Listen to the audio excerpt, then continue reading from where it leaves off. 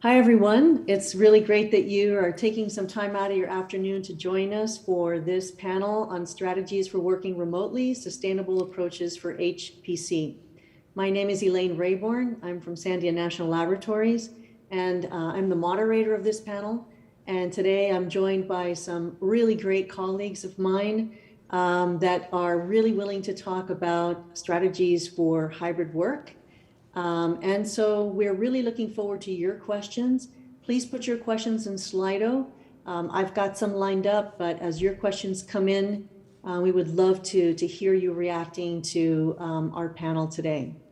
So by way of introducing our panel, I'm just going to go around our virtual room, and each of our panelists will introduce themselves. And what we'll do is we will say a little bit about ourselves, where we're connecting from. Let's see, one thing we've changed since we started working virtually, and how long we've been working remotely. So again, I'm from Sandia National Laboratories, where I'm a social scientist, and I work with scientists in high performance computing. And it's been a really great experience for me.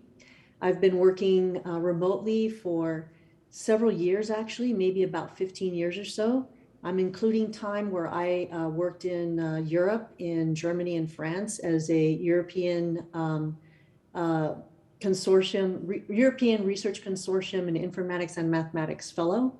And now I am a virtual employee at Sandia, and I'm located on the East Coast in Orlando, Florida. And so one thing that I've changed since I started working remotely, since actually the pandemic started, is that now I start to take a lot of walking meetings. That is that if I have a meeting where I don't need to show my camera, I take walks on them. It helps me think. I get some exercise, changes the environment a bit, and it breaks up my day. So that's me. All right, Sadaf, would you like to go next? Oh, thank you. Thank you for inviting me to this panel, and thanks for people who are attending the panel. So my name is Sadafalam. I am a Chief Technology Officer at the Swiss National Supercomputing Center. So this is an interesting thing. It's like I am physically right now in St. Louis. But I'm joining remotely because the way technical setup and the panel is done, it's more convenient for me to join, not to join from the meeting room at the convention center where Anshu is. I'm based in Lugano, which is in Canton, or you can call it State Ticino, the Italian-speaking part of Switzerland, closer to Milan, where current time is 10:30 right now. So we started working remotely around mid-March 2020. I've been working here since 2009 in Switzerland. Before that, I was in the US. Before that, I was in Scotland.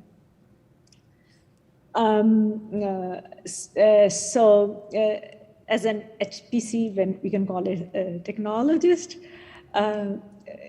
although I was not, technically speaking, employed as working remotely, because we have such an international group of experts, colleagues, peers, there was always a virtual element to our life for collaboration, coordination, meetings.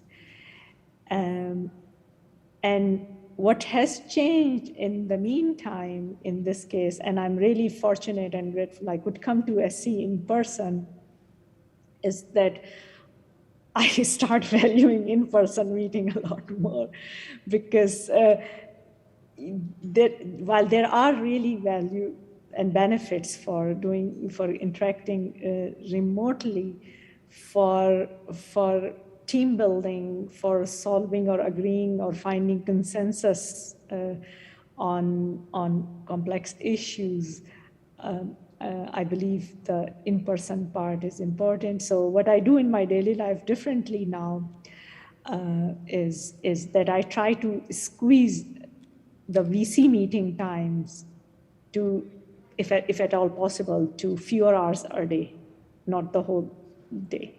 While I was in physically in-person situation, I would not have done it that consciously, because I feel like I'm much less productive when I'm in that way. And I have now, since last supercomputing, which was very good, but at the same time, very tiring for people with time zone differences, I am refusing to attend any virtual meeting in different time zones, other than if I have to make a, give a talk and other thing where, the commitment is a shorter commitment, like a couple of hours. So it would be good to hear from all of you, your, personal input and feedback in different situations. Thanks. Great, thank you. It sounds like you're taking control of your time, which is a really good best practice. So Pat, how about you? Would you like to introduce yourself next? Yeah, sure, I'd be happy to. And thank you again for having me on the panel. I really appreciate it. I think this is a good opportunity to talk about these things. My name is Pat Quillen. I'm a software engineering manager at the MathWorks, where my team is responsible for MATLAB Math, and we take care of all the math in MATLAB, as well as the PDE toolbox and some of the other MathWorks tools. I'm coming to you live here in my home in scenic Shrewsbury, Massachusetts. It's 4:38 p.m. My coworker over here, who's very fuzzy, is admonishing me that there's danger outside, so forgive me in advance when you hear the barking. I've been working remotely since March 13th of 2020. MathWorks has long been a company that while we do have development offices and sales offices around the world, most of our work for teams has been kind of in person.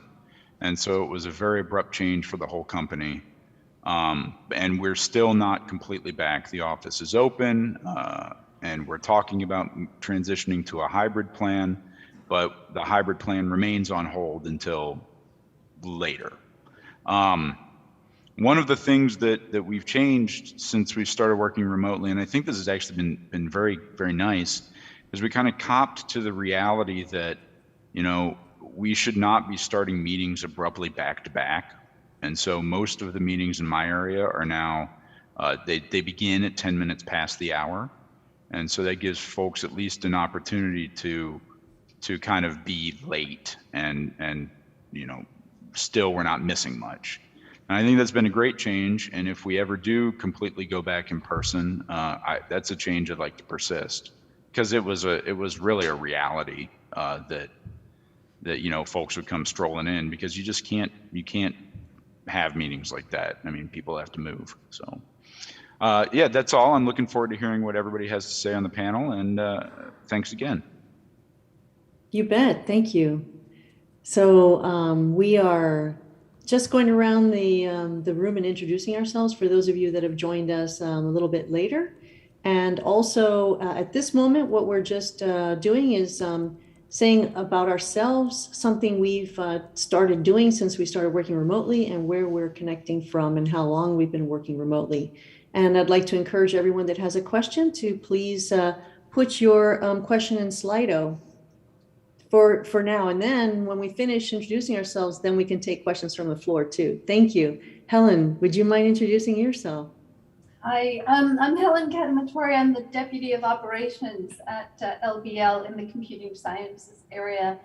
And we have been virtual, or we've been working remotely since March 13th or 18th of 2020. We initially were in a safe and stable situation where only essential personnel were allowed to come on site during the early days of the pandemic. So that was sort of site security, EH&S, some facilities folks, and people who had sort of living research, cell lines and whatnot that needed to be maintained. That expanded out, I want to say maybe early or late in the summer, and then more of us could come on site, but it's still a relatively small number. We have intricate systems for approving who comes on site, and lots of protocols in place regarding wearing masks, maintaining distances. You can only be without a mask, as I am now in my office at the lab, if you're in an enclosed office with the door closed. If you're working at a cubicle, you must wear a mask the entire time. So, you know, we've gone back and forth. We were beginning to expand the presence of our staff on site, and then Delta changed that, and so we are, you know, back to being relatively conservative. Normally, there are about 4,500 staff on site at Berkeley Lab. These days, we don't reach 1,600. I come on site one day a week as an assigned part of a rotation for senior on-site leaders, and part of our responsibility when we're here is to do walkarounds and make sure that people are abiding by their requirements of masking, maintaining distances, not being two in a room,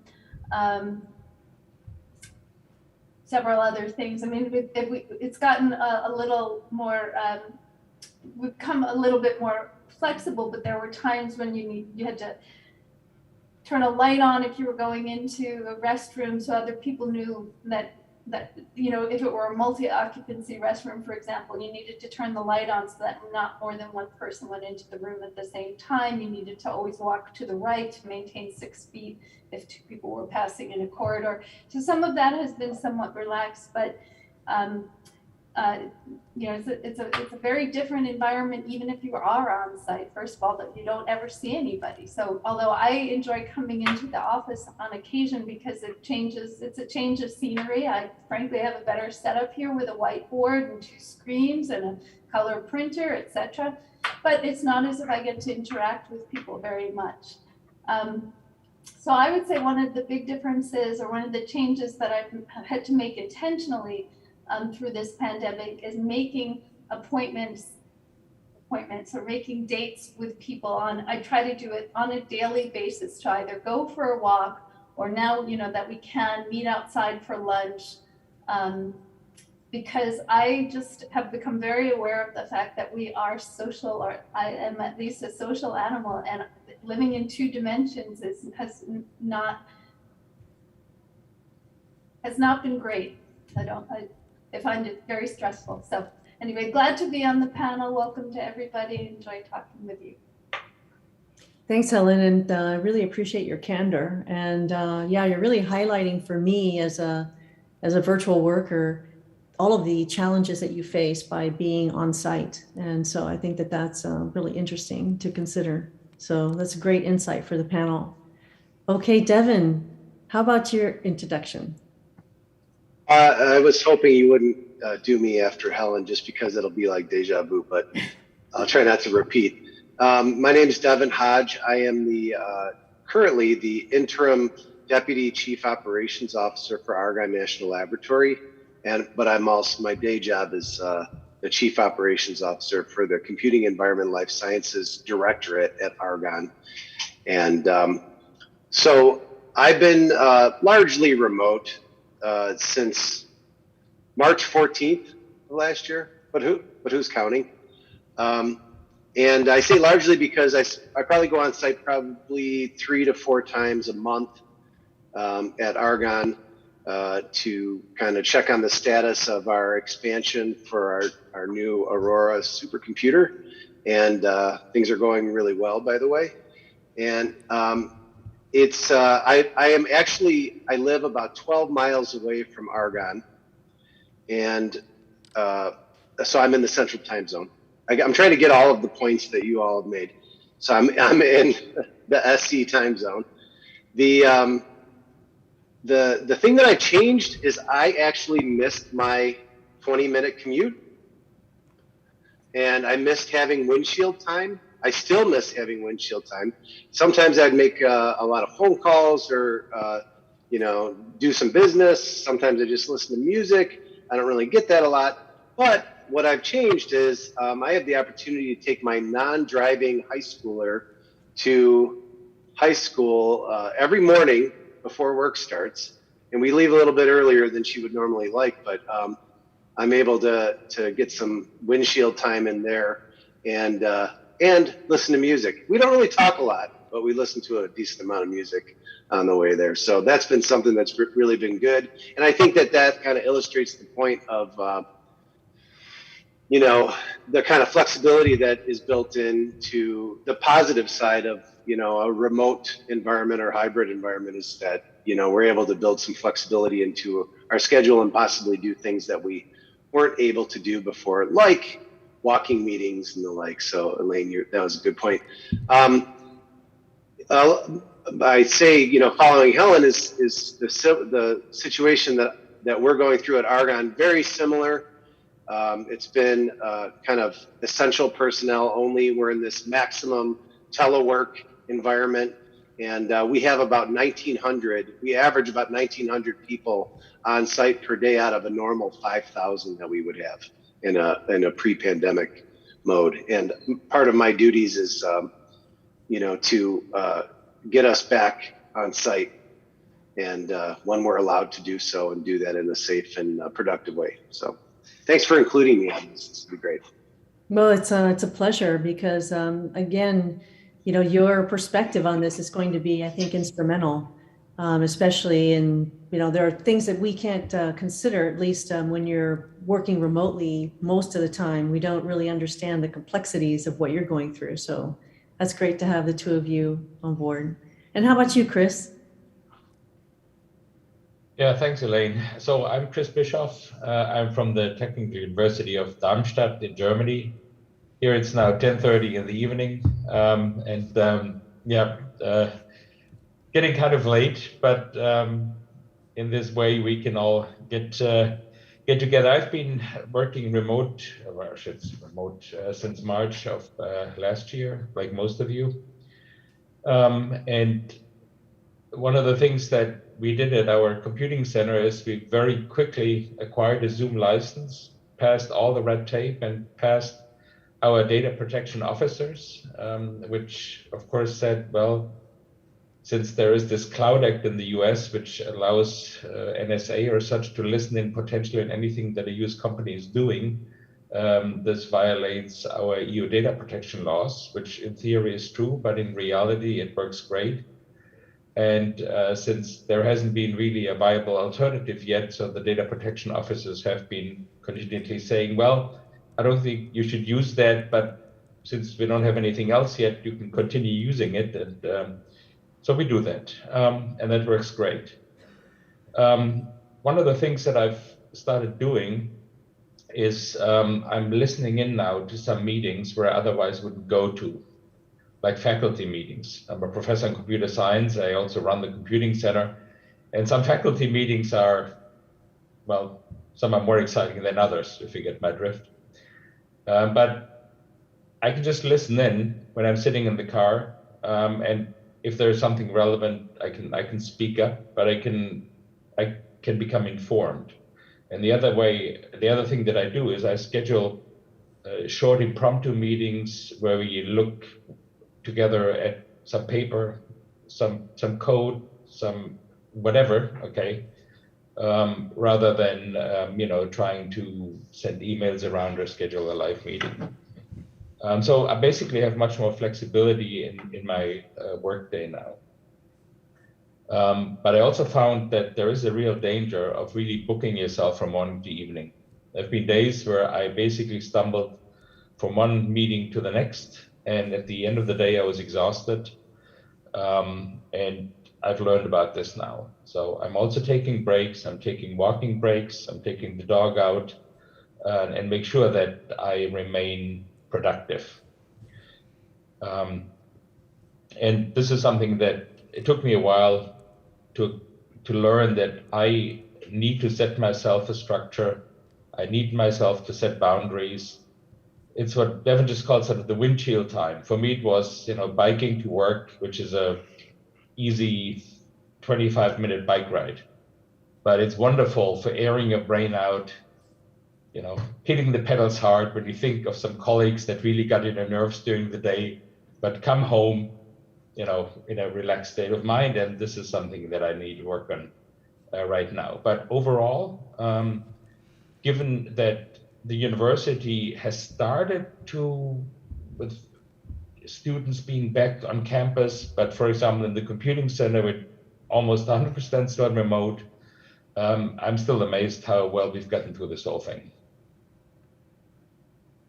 That's really great to hear. That's very positive. And I think in your introduction, and I see as you're all introducing yourselves that you may be talking about specific tactics that you use, but I believe the strategy that you're really speaking to is keeping yourself productive, but also how to manage your time and manage the situation so that you're not getting overwhelmed with others' requests on your time. And so I wanted to just point that out because we had one question or remark in our Slido asking the question, will the panel be about strategies versus tactics? And the answer is yes, certainly. And so now if we can, Kengo, would you mind introducing yourself? So can you hear me? Yes, we can. So my name is Kengo Nakajima. So I'm from University of Tokyo and also working for RIKEN RCCS. So my work in the University of Tokyo is I'm working for the Supercomputer Center and so operating and procurement and also doing research and also teaching and supervising students. So in the RIKEN RCCS, so my main work is so supervising the scientists in the computer science and management. So I'm mainly talking about my work on the University of Tokyo. Okay, so I started my remote work from April 8th, 2020. So it's more than 19 months. Okay, and now I'm participating from my home. So now it's 6:30 in the morning in Japan, and so good morning everybody. So anyway, so generally, so I am enjoying this environment for the remote work. And so since last year, April, University of Tokyo provided the Zoom license for individual faculty and staff members, and it's very convenient.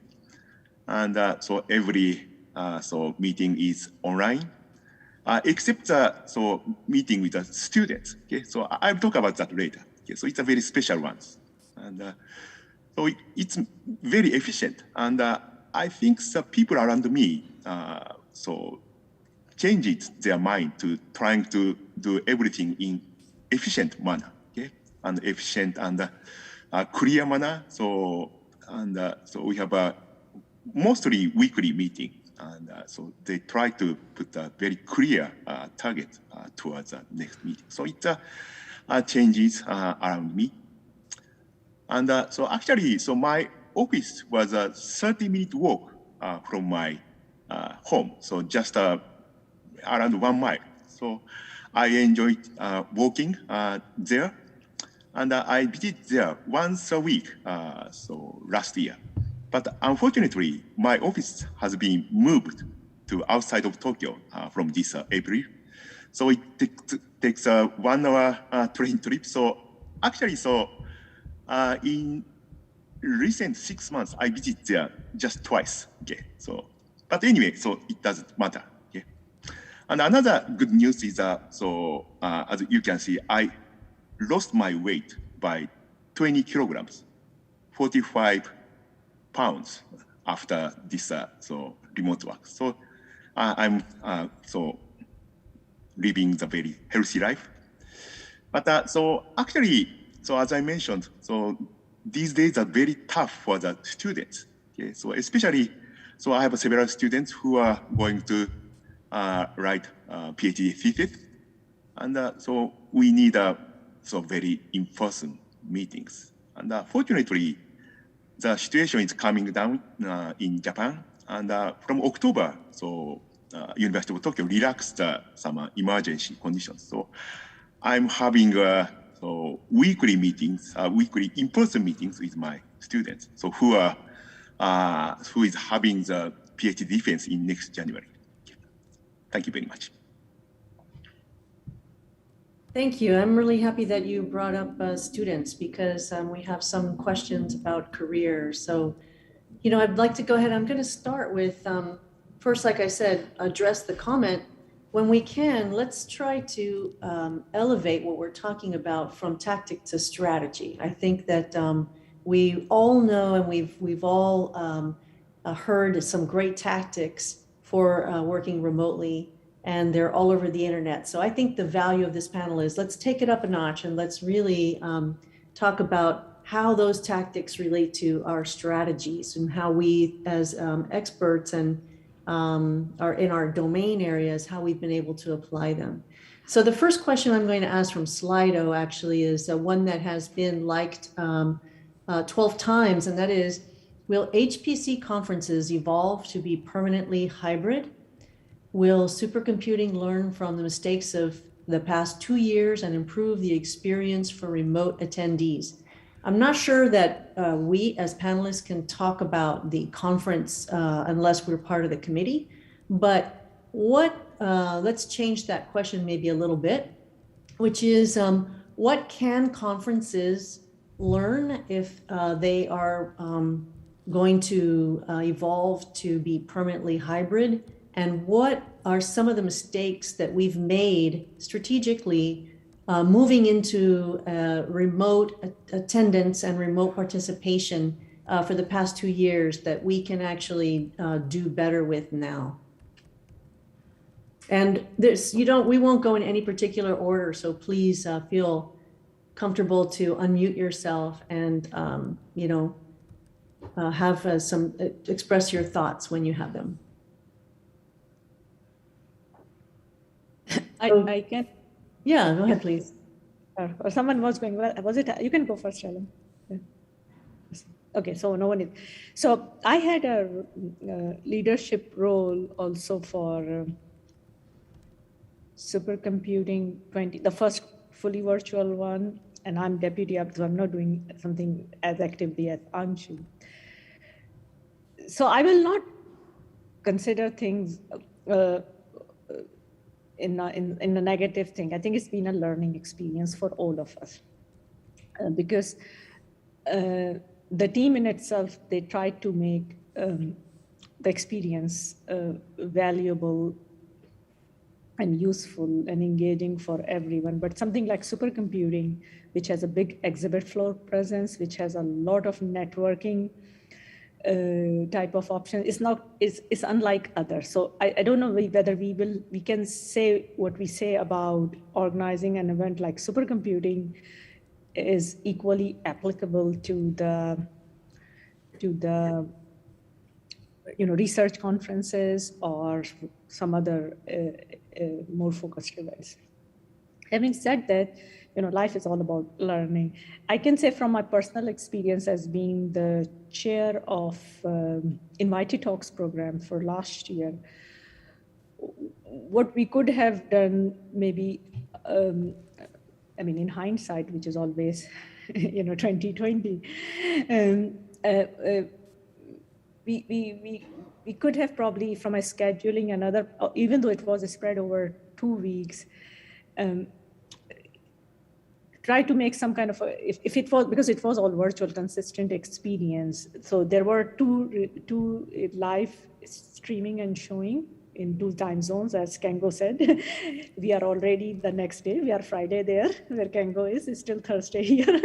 So some of these things, I think we were probably not as much aware of. The other thing is, and this is my personal experience, and there's something probably others can say, when I travel for a meeting or a conference, people know I'm traveling for a meeting or a conference. If it is in a different time zone, even better. But if I'm attending a meeting or a conference virtually, I have my day job, then I am attending or participating or chairing a session and other thing. And there should be a recognition in the sense, both from an employer side and at a personal level, that we should not push ourselves also too hard. So I think there is a sense of responsibility and reflection or retrospective, both on our side as an individual or technologist on how we manage these, events, whether, especially when we are not somewhere in person, but at the same time, trying to preserve the importance and necessity for an in-person event and make both experiences valuable for participants from an inclusivity point of view, I will say here. So we learned a lot. I think this year things have done improved lessons learned, but I think I would consider this thing as a work in progress for a long time to come. And it has both responsibility from the event organizer's side, but also from an individual side. Great comments, thank you. Anybody else have any thoughts about that?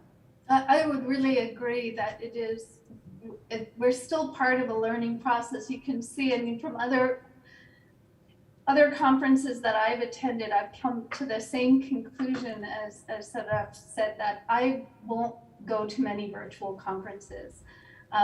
It kind of feels like it has to be fully thought through and fully re-engineered.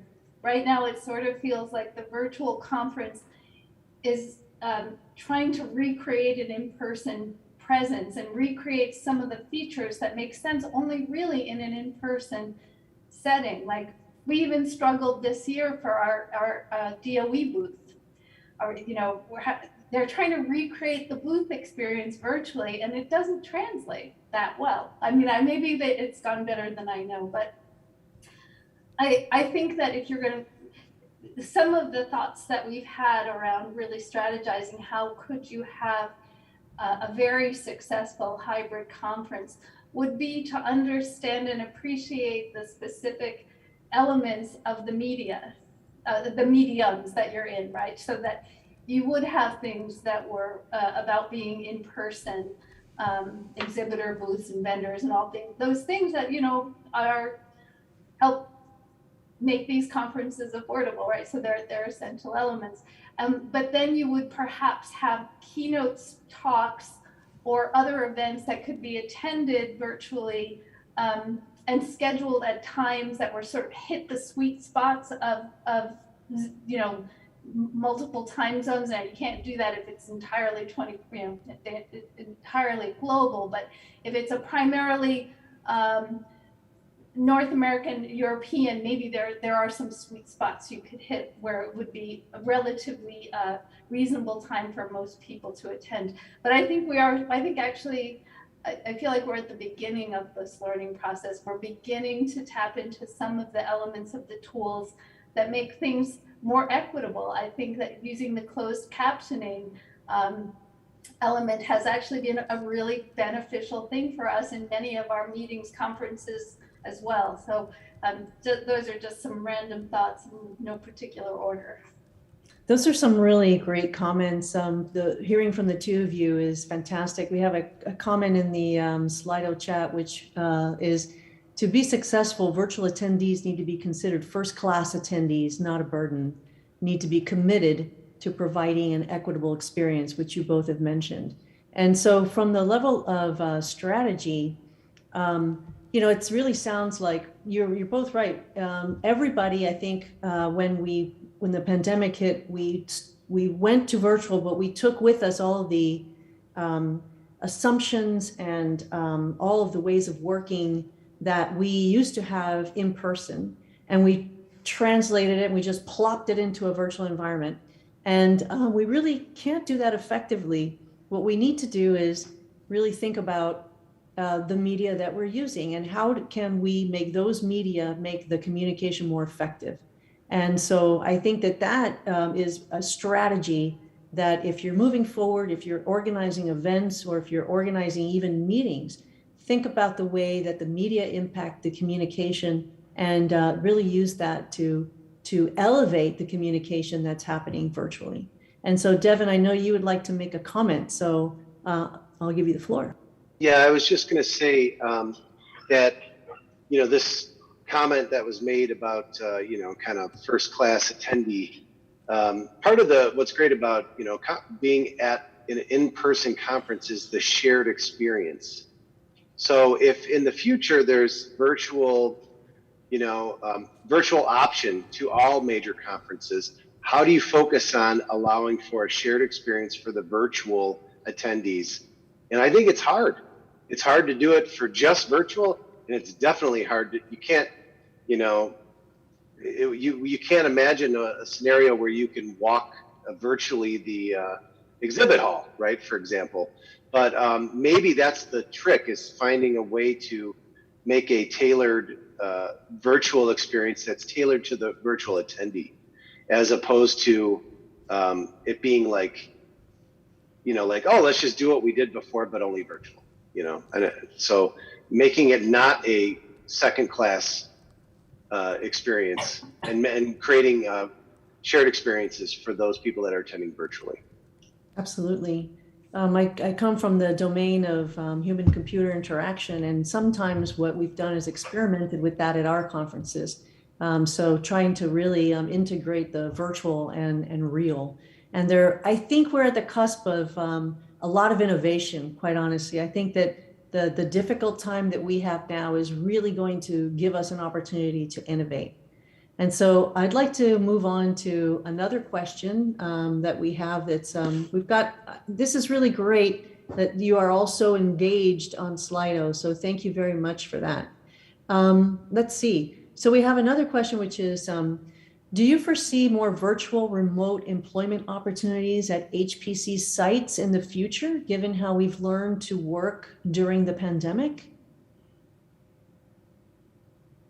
And you know, Pat, I mean, even in industry, I mean, let's start with you, because I know that I kind of have an idea of what you might say here, but what are your thoughts given what's happening now with the movement that we're seeing regarding virtual and remote work?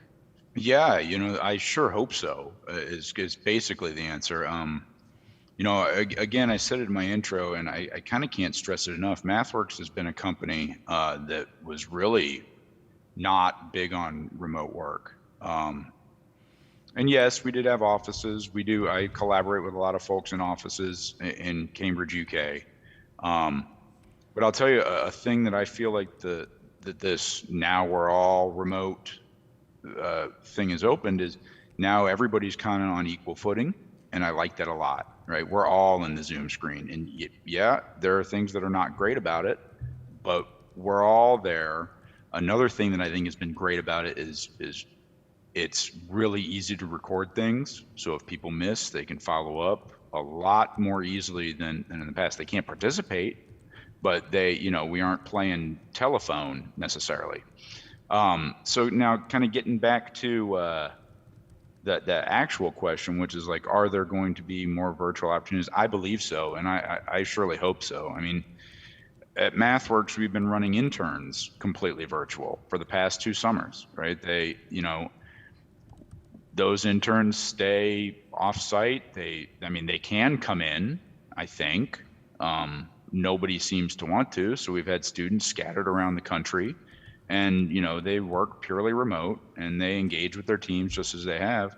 And I mean, to add on top of it, they don't even have a physical machine. They get a virtual machine, right? So it's like virtualization's everywhere. And in many ways, I think it's wonderful. And I do hope that it'll persist. Because I think it adds value, and I think it's good, and it gets everybody kind of on the same page. So. Any other thoughts? Christian?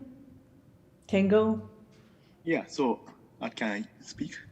So I totally agree with Pat. And actually, so in University of Tokyo, so we have been hiring new faculty members through just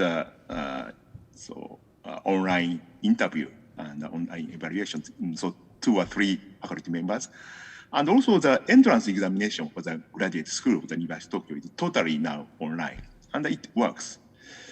And so in Riken, so we are doing the virtual internship for the domestic students. And so unfortunately, we cannot do that in the international people, so because due to the time zone. But I think the HPC is more feasible to the this type of the working style. So, for example, compared to the experimental biology. And I think so yeah, we can do more this type of employee in the future. Kengo, can I ask you a follow-on question? Because you brought up the difference between HPC and, for example, experimentalists. I wonder if you can comment on that. Maybe, what is, so it's easier, I've heard it said, and we've all heard it said, we may have said it, that if you're working in computation, you can work from anywhere. And so can we say a little bit more about that? Is that absolutely true? What if you're collaborating with experimentalists? How are you impacted? Okay. So actually, I'm mainly working with a geophysicist. And so some of them are hard days because they cannot do the on-site observations. But if they already have some observational network, so it works. And so it's up to the area. And in the case of our university, so in the case of the experimental works, they have some special admission to enter the school, even in the very severe conditions. But it's very limited. And so we need to apply the different rules for them because they cannot do the work fully remotely. In my case, it's okay. Thank you. How about you, Chris? The employment at the public sector in Germany is pretty highly regulated, and the university has sort of two sides to it. There's the institutes where you do research and work with students, and that's always been kind of freestyle. And there's the more administrative sector, or also the service sector, where you've got rules and you have a sort of more kind of oversight, and people don't like something, they can complain. A lot of people have lifelong positions, so different kind of setup. And what we've noticed is with the moving into the hybrid world. So first of all, the people who always performed well, they perform equally well now. Some people tend to a little bit of disappear. And getting new people into teams sometimes works and sometimes doesn't work that well. So in essence, my experience is that well-established work relationships continue working well. Getting new people on board is work, okay? And you have to invest more work getting people into the organization and make them productive. And also, for example, make them trusted members of teams, okay? Right. Because one of the things we certainly do is in a Zoom meeting, I wouldn't necessarily say the same things that I would say if I was sitting with somebody in a corner, not being surrounded by other people where I don't know whether somebody may be recording, or taking notes or whatnot. So there's the trust issue, and building trust is one that in the virtual world requires more work. For the rest, clearly, we've got many more opportunities. We're hiring people remotely, faculty, students, you name it. But really getting them on board and for a long-term relationship, and that's really what I'm talking about, is relationship management requires more work than it did before, in my experience. That's interesting. I didn't realize that I wasn't muted, so I don't mean to cut you off, but I'm just reacting to your comment that the opportunity, hiring, that's part of it, but then the real work begins, which is building that trust, maintaining that relationship, growing it. So as a strategy, it would be to think about that as when we're onboarding and hiring. So I see two hands up, Anshu and Helen. So Anshu, you want to go first and then Helen? Thanks. So I'm noticing on Slido that people are really sounding enthusiastic about going all virtual and asking the conferences to become virtual and pointing out the value of hybrid versus non-hybrid. And I want to point out that there is a cost associated with doing all of that. I've just dealt with a hybrid conference, and all of us who are working for SC are volunteers. No one pays us to do this work, and it has been an order of magnitude more work to make a hybrid conference successful. So be careful in what you ask for. And as far as the other aspects of all virtualization is concerned, the value of being able to interact with people when you are working on a new idea cannot be overemphasized, because the progress on such ideas really slows down when you're not able to discuss them in person and make quick progress. So, like everything else in life, a balance is a good plan. Yeah, Thank so you. I was going to piggyback on something that Chris said, which was, it's really hard to onboard people. We have found our real life experience, real challenges onboarding people that we've hired remotely. We don't have any choice right now. This is what we have to do. But it makes you aware of how much we're maybe even subconsciously leveraging the experience we had from being on site. So we have this kind of familiarity or a lot of these built relationships, and they are very hard to establish and nurture for new employees. The other thing I was going to say is that kind of to Andrew's point, that it's one thing to have something 100% virtual. It's another to have something 100% in person. It is 3 times more difficult, at least, to have it be both. While we've been almost entirely virtual, as Pat was saying earlier, we've been on a level footing, but many of us don't want to be primarily remote or virtual when we come back. We have a lot of students or postdocs. The Bay Area is a very expensive area to live in, so they're in shared apartments. They don't have the privacy or the a good setup to work from home on a persistent basis. They're going to want the office space and the experience of working at the lab.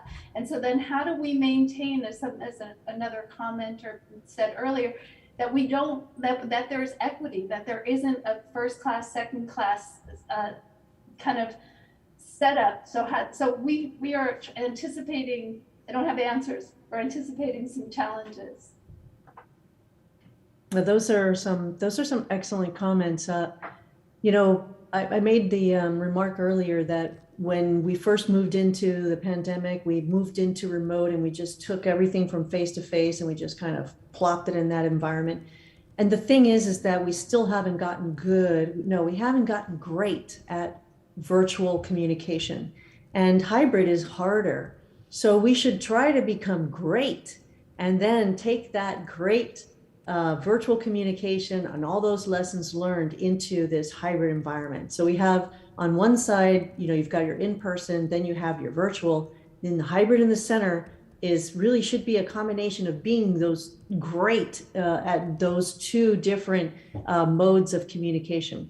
I think we can do it. I think it requires intentionality. So from a strategic point of view, we've got to be intentional about our communication, and we've got to be great at our communication so that we can then take some of those lessons learned into a much more difficult and more complex communication environment. And so, yes, Sadaf, you have your hand up.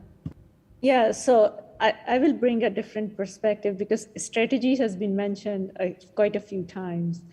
And typically when I look back in past how many months, there has been a lot of uncertainty, like the decisions that are being made.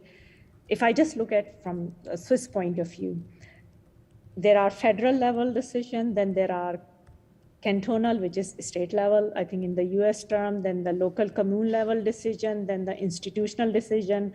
You may or may not have a boss who couldn't care less, and so on and so forth. And then human beings are all different. We are all wired differently in one way or the other. So to me, there needs to be some educational aspect of this part. So I mean, while it is good to come up with a strategy, I don't know all of us sitting here have being made aware of the impact of the decisions that even I made. I will take responsibility potentially of decisions I could make, but not all of them.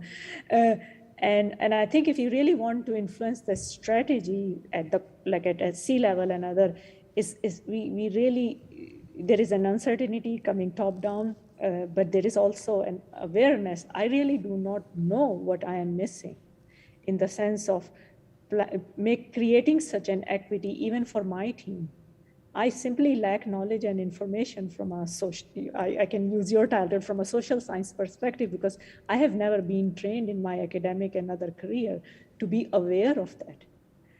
So I am really accepting my shortcoming, but I think it exists. If I look at my, pecking order, I'm not sure it exists at that level above me and above me and above that. That's an interesting comment. Thank you. Yeah. Maybe there's some opportunity there for more. It's interesting because I know in engineering programs, as an example, sometimes they'll do things like Toastmasters, or there's something in the curriculum, maybe an elective where they take some course to maybe get better at public speaking or something in the humanities. And so maybe in the future, we'll start to add media literacy courses or understanding media communication. We'll see. That's a very interesting idea. I wonder if Helen and Devin and Chris, you're going to the office. So I'm wondering, or maybe not Chris, but Helen and Devin. So what do you think about this whole idea of hybrid? And it's going to be tough for you. Do you have any idea on what your strategy is going to be to have an environment that is equitable and really leverages virtual and in-person work? One thing that we're doing at LBL is that our IT division has created kind of a showcase area where you can go and try out different technologies. There's something called OWL and various different things that help make a more immersive experience for a hybrid environment. So you can have not only the people in the room, but people zooming in, or whatever the platform, there's a sort of more dynamic interface. There are ways to draw on the board. One of the limitations we have found is it's difficult to do any kind of whiteboarding, so to speak. So we're definitely exploring more technologies, and I think that will be part of the equation. Also, what a little bit confusing, but we have a lot of energy going into planning for the future of work, is what they're calling it here. Probably that is a DOE term. So I see Devin nodding as well. And in that environment, what they're referring to as a hybrid worker is somebody who's coming in some of the time and telecommuting some of the time. So that's considered the hybrid worker in the future of work parlance. But trying to have a truly hybrid office environment, I think is going to mean reconfiguring a lot of our conference rooms and taking advantage of whatever technologies there are there, and then probably also revisiting sort of best meeting practices. Some of those, some of the ways that we're used to running meetings may put people at a disadvantage. So, I would also say that we're struggling with definitely the feeling of, a large part of the workforce at LBL are postdocs. And there is a strong feeling that they need to have an on-site experience. Typically in the computing sciences area, it's a relatively short postdoc, two maybe 3 years, but most often 2. But it's a pivotal time in somebody's career and a chance for them to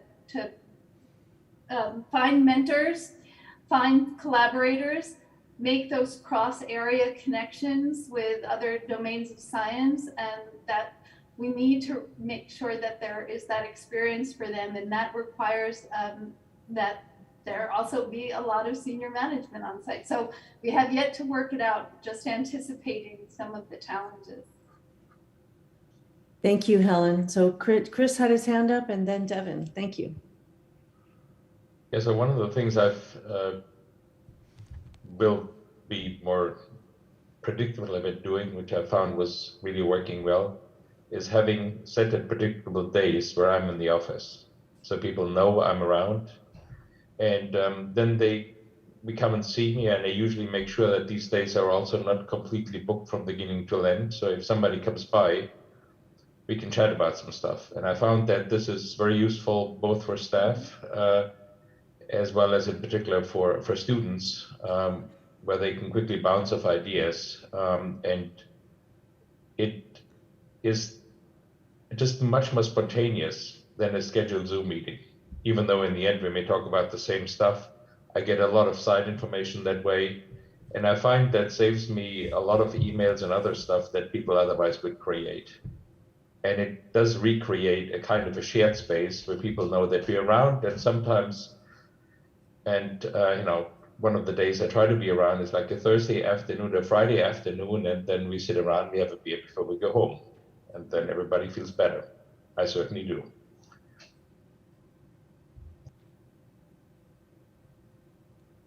Thank you. Devin.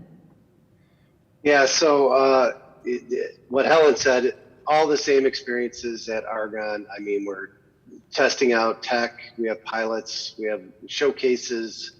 We're looking at, you know, meeting norms and documenting meeting norms. And I think all of that is kind of more tactical, you know, in terms of, you know, the strategic word I would use is intentionality. You know, intentionality of communication channels, intentionality of meeting norms, inclusion of remote, you know, participants in whatever you're doing, inclusive practices. But one of the things that's a problem for a big organization like Argonne or Berkeley or whatever is you know, we tend to we bin people up, or we plan for people in these certain categories, like 4 categories. And we probably all have some categorization of what hybrid looks like for people, you know, people that primarily are on site or rarely on site, and shades in between and all that. We're trying to break free from that a little bit more strategically, and not have it be on a weekly time scale. My boss, Rick Stevens, calls it hybrid in time, not hybrid in space. You know, we want to talk about, you know, space planning and fixing up conference rooms and adding new technology and having more collaboration spaces and all that. But really, it's when you get down to the individual level, you know, people want flexibility, and but they also want collaboration, and collaboration is good for them whether they know it or not, even especially earlier career people. And so how do we do that when you look at it on a year basis instead of on a week basis? And you know, maybe you're traveling, you know, to conferences some period of time, but everybody that you're collaborating with is going to those conferences, you know, and then maybe you're doing me work for some period of time, you know, and you're doing it from some other part of the country. And then when you're doing the we work, everybody is getting together and doing we work, you know, and not thinking of it on a week by week basis, but on a annualized basis, which has kind of lifted our lid a little bit. So just thinking of it from those terms.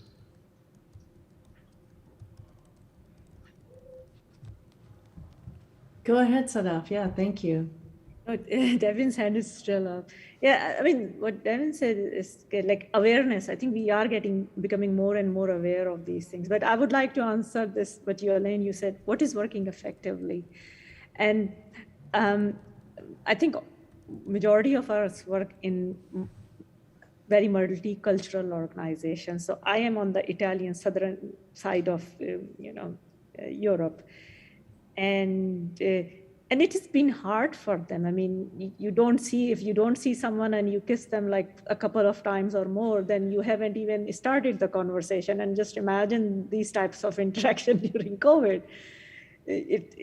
So there is a very big cultural side of this I don't know, situation transition we are in that is impacting all of us in different way. So what I felt in my experience, and again giving feedback on this awareness side, especially from a cultural point of view, is that people, I mean, even in a nerdy environment, there are different people. My interactions with some people improved a whole lot because we talk about equity or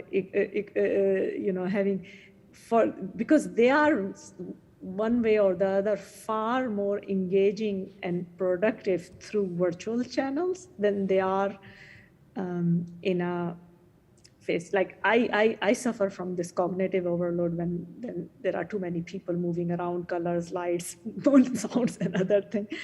And so, but my job requires me to, so I do it. So I think the positive side of this thing is now people have options, and the managers or bosses have options to sort of cater engaging and engagement of different staff. So I can say at my personal level, I learned it, I don't know, in somewhat ad hoc manner, but I would really also encourage management or higher management to increase this awareness. So we could, at least in our community, which are not known to be, socially that mature or sociable at that time, in that area, to really encourage engagement from teams, and even I would call it a stronger team, not at an expense of the staff that are far more productive and make much more stronger teams in an in-person setting, not because of personality, but simply because of a cultural background they come from. That's a really great comment. Something we haven't talked about is the cultural layer of just work in general, but how it might change even when you move to a different work environment. So what you thought, your assumption about a culture or your experience in an in-person environment may completely changed when you move to virtual, or there may be a different nuance. And so that's really quite interesting. And culture can be anything from organizational, national, it can be even, your team culture. So there was a question that I missed that I want to make sure we get to. It's I think a question that is being asked. Again, this is something that impacts industry as well, and that is this idea that when someone's working remotely, that their pay should change. And so does anyone want to answer that? What do you think about that? Paying, so Devin, you're shaking your head no. Does that mean, would you like to go first? That means I didn't want to answer that. Go ahead. Okay, sorry, I picked on you. All right, you don't have to answer that. Yeah, that's. Well, no, I will say, that's something that's being looked at. It seems kind of, especially when you're talking about like Helen's going to steal someone away from Argonne, and they're going to pay Bay Area wages. It's kind of, and they're going to stay here in the Chicago area. It seems kind of almost unfair or unequitable, but that's competition, I guess. I think all of our collective HR departments are really looking at this very hard, looking at this, kind of regional pay and adjusting. I don't think it's caught up yet, but Helen's going to tell you how she's going to steal away all of our talent. You're muted, Helen. Go ahead, Helen. Yeah, they were looking at regional pay at LBL. And one of the things we run at Berkeley Labs is ESNet, right? The DOE terabit scale dedicated network. And they are already a very distributed workforce.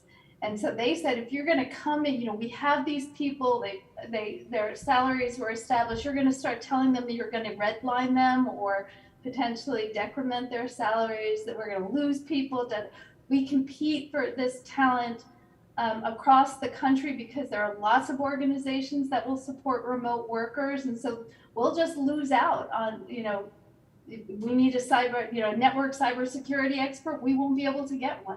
So there were that. Then there was also a look at, how many other parts of the country have, the comparable living expenses. In any case, what I was going to say is they put a lot of energy into this. They identified the populations. There was so much blowback that they have pulled back from it, and they're at least not going to do anything right now and are going to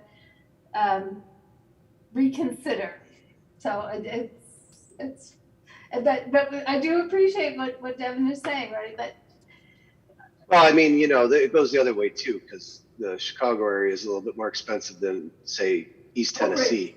Yeah, exactly. So, I think it's much more complicated than just pay, though, too. It's also benefits and, some HMO options and things like that. It's a very complicated issue. So it's definitely being looked at, I'm curious, Kengo and Chris, how about, in your institutions, are you thinking about this as well? So actually, I have no idea about that. But so in the beginning of this situation, so last year, April, so we have a lot of so very urgent works switching to some digital environment. And I heard that some of the related engineers were awarded for that work. But I think the university is very, very slow in everything. And so they are now trying to construct a very digital environment and try to hire such people. So such as a very expert in the security or network. So I think it's just starting here in University of Tokyo. That's interesting. So then, is it a competitive environment, a competitive hiring environment for you? I don't know. Sorry. That's okay. Yeah. How about you, Chris? Any thoughts on this topic? Well, so pay is pretty highly regulated here, and if you work at the technical university, then you get paid pretty much the same if work in a similar position, independent of where you're at. And I also anticipate that down the road, fully remote will be the exception, will remain an exception. I think most people will still maintain a regional presence. There'll be some time where they will show up at work to communicate with their colleagues, and then other times they won't, simply because in the Rhine-Main area you've got a ton of traffic and sitting in traffic is no fun. Okay, and I think that's, and whether say with the unions that govern some of the rules and regulations, they'll sort of look at fully virtual presence as something that they really want to support. That is unclear to me right now. The only thing I know is that the 9 to 5 everyday number, that's gone out the window. It's a good comment. There's a question that's related to hybrid work. And I've also heard this discussed a lot for employees that have to go into work, they're in person. They're having a lot of virtual meetings with colleagues. And so they're in the in-person location, but their meetings are still virtual. how and what can we do about that?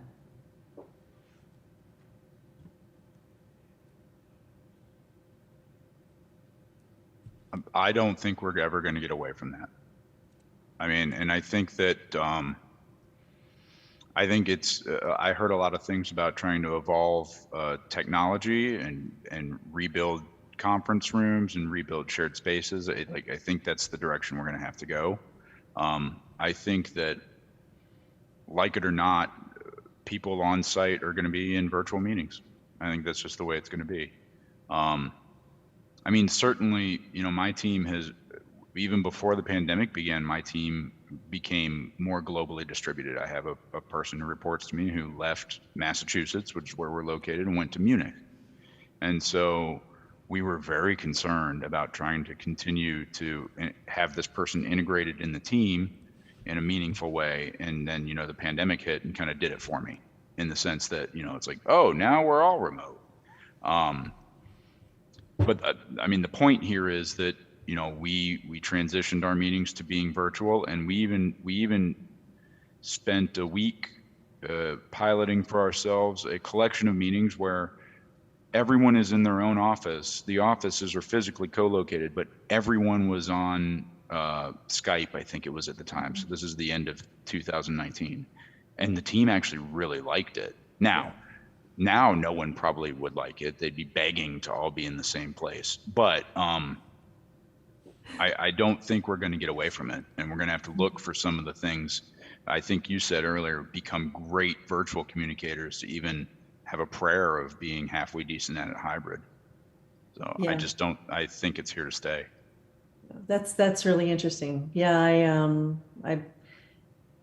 I think you're raising some really good points that are quite controversial, but it's really about, you know, getting really great at virtual work. And I've been in situations too where it's where we're in co-located offices, but online.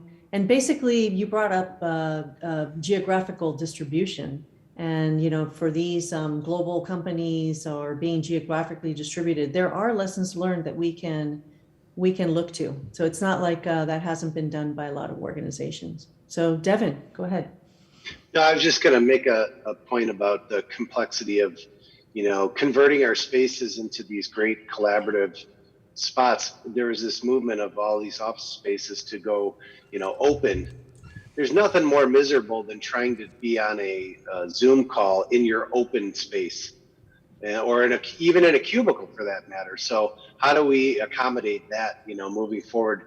If we did get to this, you know, big time hybrid, you know, making sure that everyone has a spot that's not, you know, a bunch of one-sided conversations happening in the same co-located open space. So.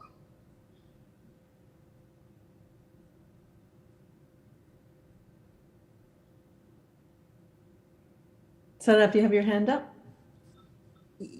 Yeah, so I think the other thing I also reflected, and I came and I will bring up because we are at a supercomputing, high performance computing conference.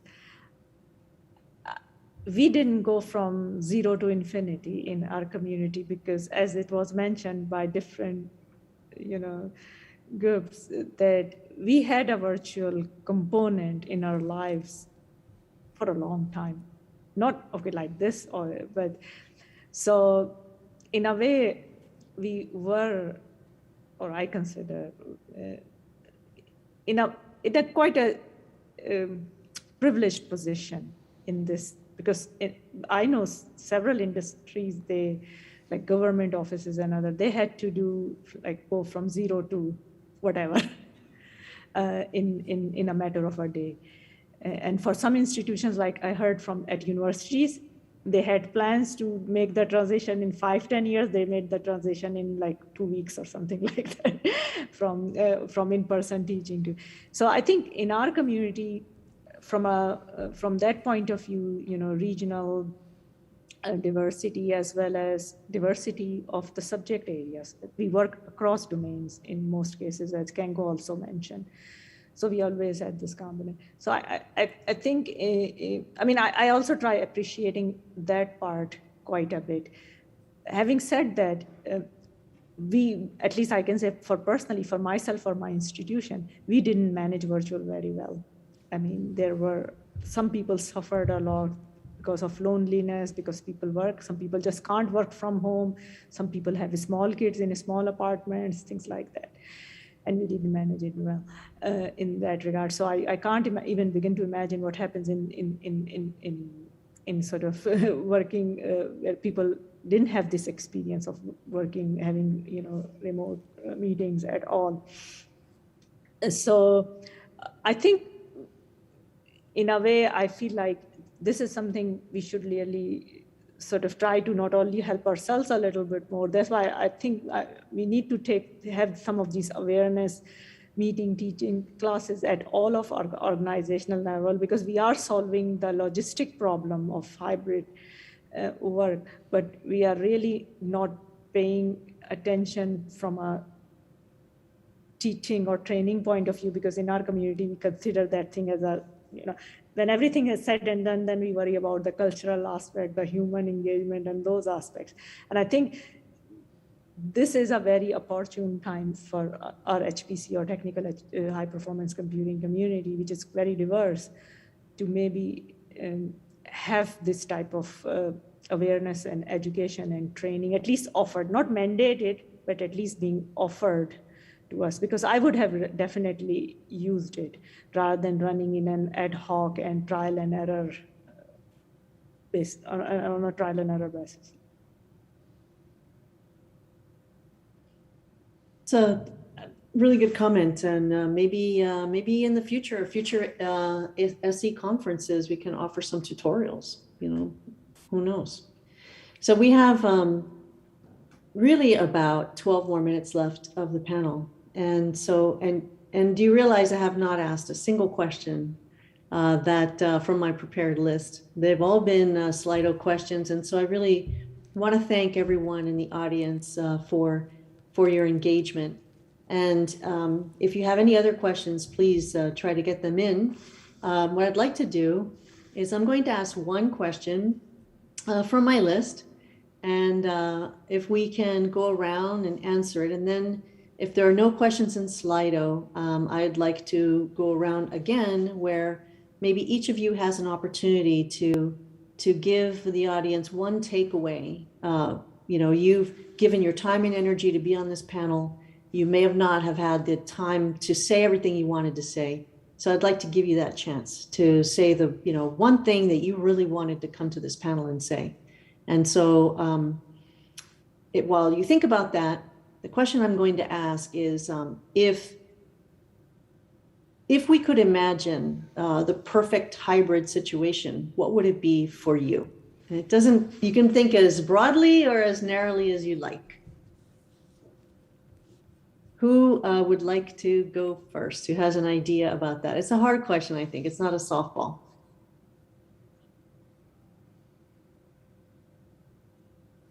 How about I go first? I'll give you a little bit of time. So for me, I think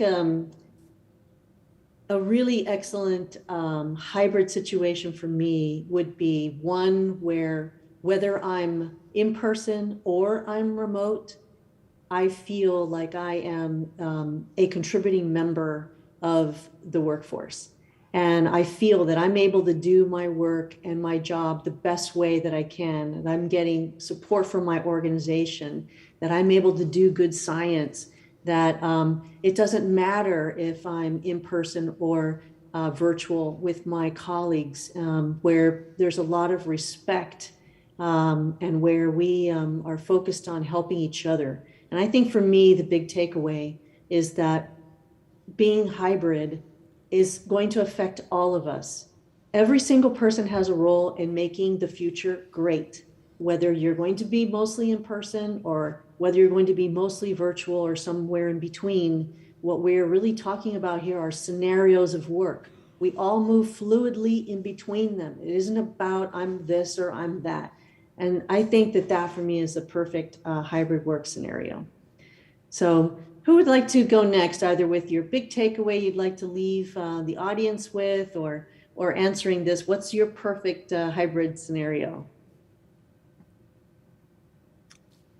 I can go next. I mean, it is a very selfish point of view from my part. I would like a situation where if I have a meeting like this, I have more memories about the meeting. For instance, I know, of course, Kengo and Ansho for a long time, but majority of you, I don't know. And I'm quite confident I won't remember a thing. Because when I meet people in person, I have so much contextual information, where they are, what they were eating, doing, there was this background thing. And I simply, without that contextual memory, I have no memory. So for me, a perfect hybrid, whatever that turns out to be, I wish I can use my memory better in remembering people after such events. And this is going to be, for me, at a personal level, very important. Fantastic, thank you. Yes, please, Kengo. Okay, so I have a different point of view. So I'm in Japan, and so it's so away from both of the Europe and the USA from the viewpoint of the time zone. I think the biggest issue was so really hybrid working. Of course, especially for the internationally.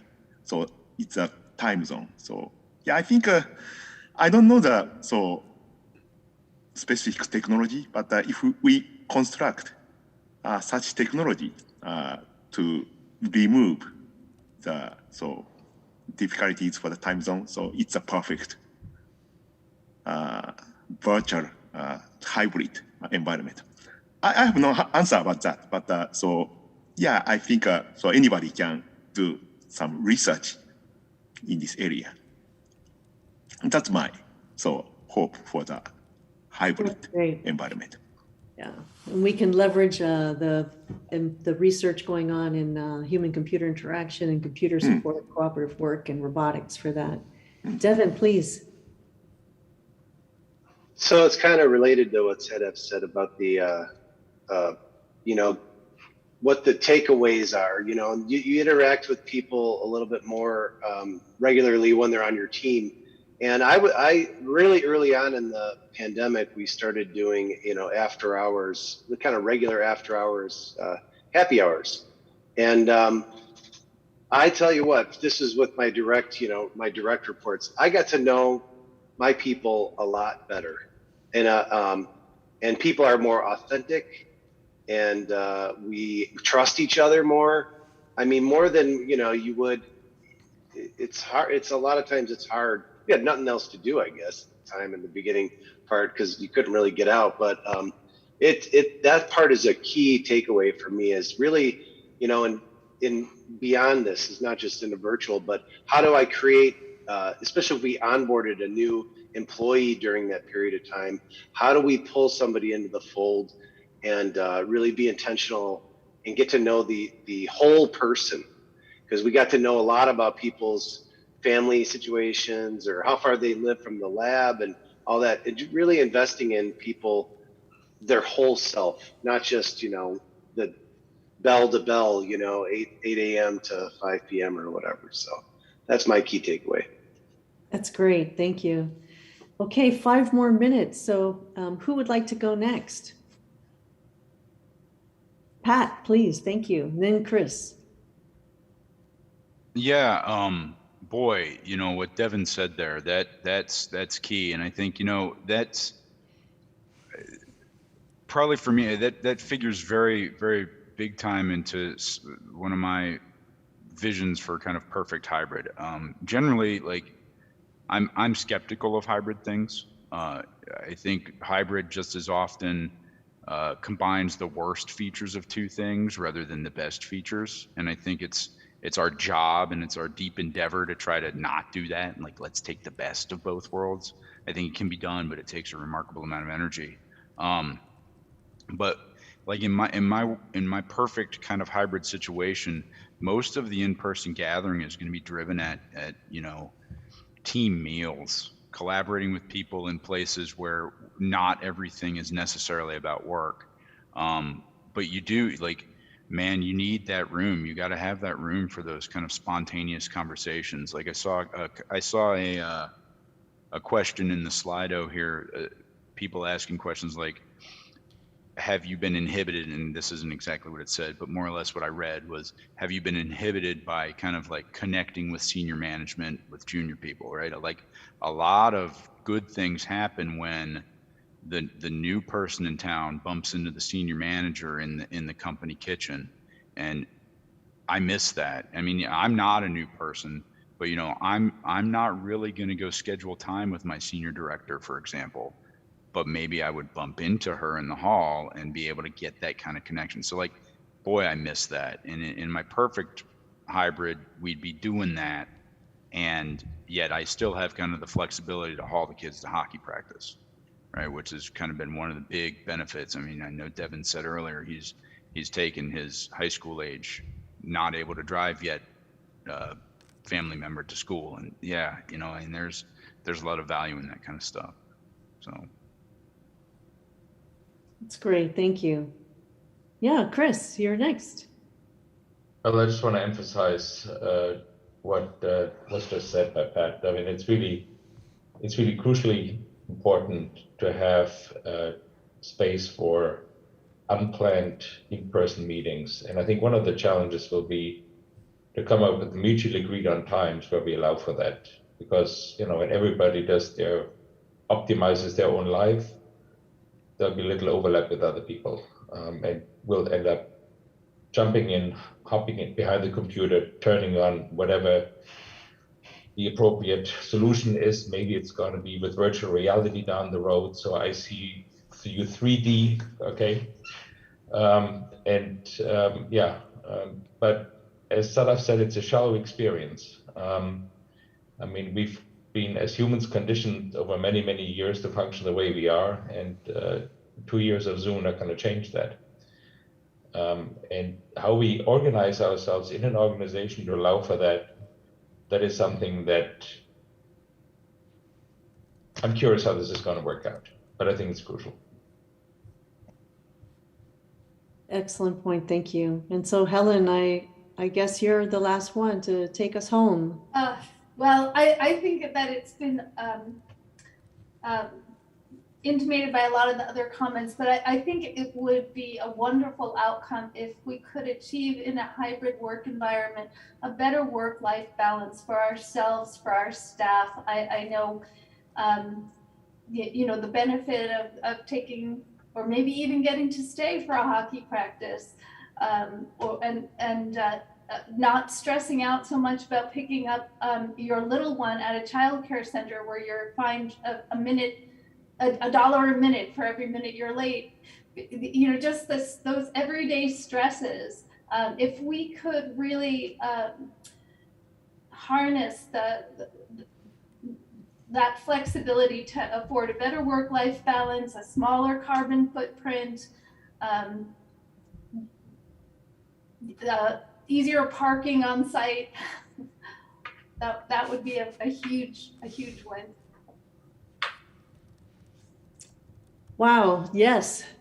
So these comments I think are resonating with everybody, and really want to thank you very much. Thanks to the audience. Thanks to the panelists. You all were fantastic, and I really enjoyed this panel. This was by far one of the best. So thank you for that. And we managed it without any issues. So this is great. So for those of you who are at the conference, enjoy it. I hope that you will think of us. And I'm going to just put out a little plug for the SciViz showcase. Please pass by and take a look at it. We worked really hard to produce that, and so we're really happy with the outcome. So thank you very much for connecting from Japan, Germany, Switzerland, but locally in St. Louis, California, Chicago. It's Michigan. Pat's in Michigan. Massachusetts. Okay. The other end. All over. There you go. So anyway, thank you very much to everyone. Darmstadt. And I hope you have a great rest of the conference. And thank you, Elaine, for putting this together. Really, it was great. You did. Oh, Yeah, thank you. Elaine. And thanks to And Lois thank you for the McInnes. moderation. Thank you. And Lois McInnes did a great job of assembling this panel too. So I appreciate that. I'll let her know. Okay. Thanks, everyone. Take care. And I'm